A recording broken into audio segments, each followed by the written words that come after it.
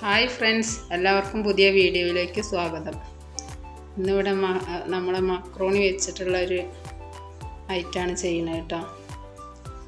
അതിനായി നമ്മൾ ആദ്യം വെള്ളം വയ്ക്കുക, അതിൽ ഉപ്പ് ഇടണം. എന്നിട്ട് നല്ലോണം തിളച്ച് വരുമ്പോൾ മക്രോണിയിലിടാം.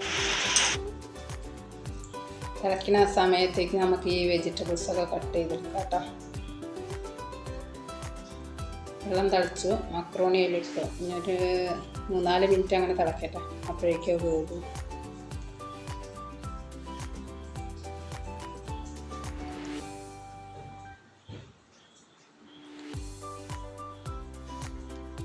നല്ലോണം ഇളക്കിയിട്ട് ഉപ്പ് നോക്കണം കേട്ടോ. ഉപ്പില്ലെങ്കിൽ ലേശം ഉപ്പിട്ട് കൊടുക്കണം.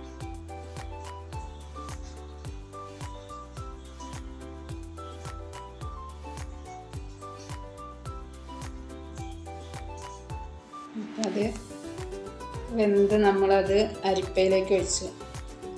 ഇനി വെജിറ്റബിൾസൊക്കെ ഒന്ന് വഴറ്റിയെടുക്കാം.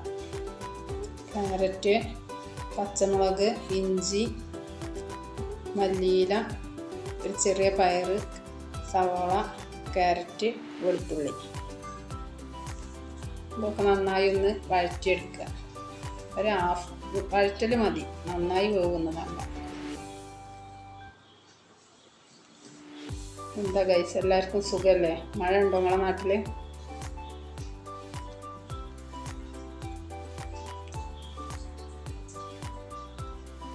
ഇവിടെയൊക്കെ ഭയങ്കര മഴയാണ്.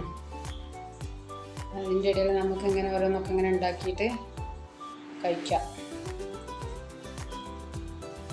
സവാള വഴന്ന് വരും, കുറച്ച് വഴന്നാൽ നമുക്ക് ബാക്കിയുള്ള ഇൻഗ്രീഡിയൻസൊക്കെ ഇട്ട് കൊടുക്കാം കേട്ടോ. ബാക്കി വെജിറ്റബിൾസൊക്കെ ഇട്ടിട്ട് ഞാൻ മസാലപ്പൊടി ആഡ് ചെയ്യാം.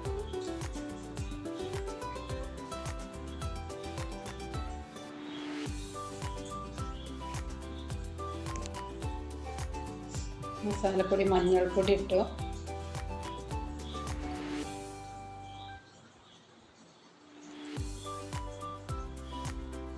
മുളക് പൊടി, പച്ചമുളക് എരിവുള്ളതാണെന്ന് വെച്ചാൽ മുളക് പൊടി കുറച്ച് ചേർത്താൽ മതി. മല്ലിപ്പൊടി,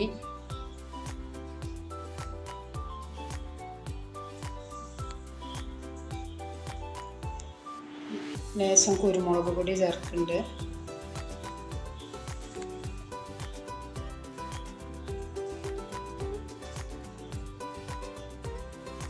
ലേശം ഗരം മസാലയും ചേർത്ത്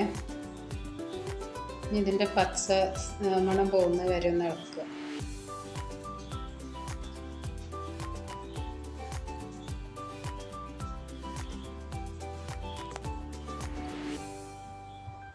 ഇത് ഇളക്കിയതിന് ശേഷം നമുക്ക് ലേശം ടൊമാറ്റോ സോസ് ഒഴിക്കാം.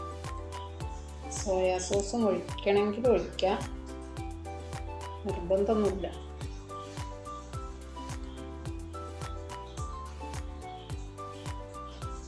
ഇനി നമ്മൾ ഇവിടെ അരിപ്പയിൽ ഒഴിച്ച് വെച്ച മക്രോണി ഇതിൽ ആഡ് ചെയ്തിട്ട് നന്നായിട്ടൊന്ന് മിക്സ് ചെയ്യാം.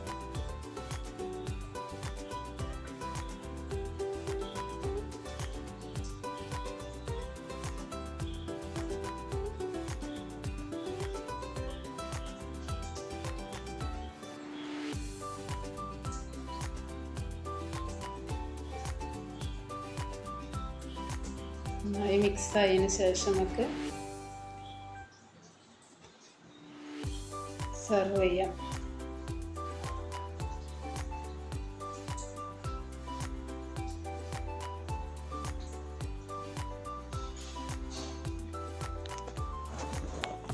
നമ്മൾ സെർവ് ചെയ്തതാണ്.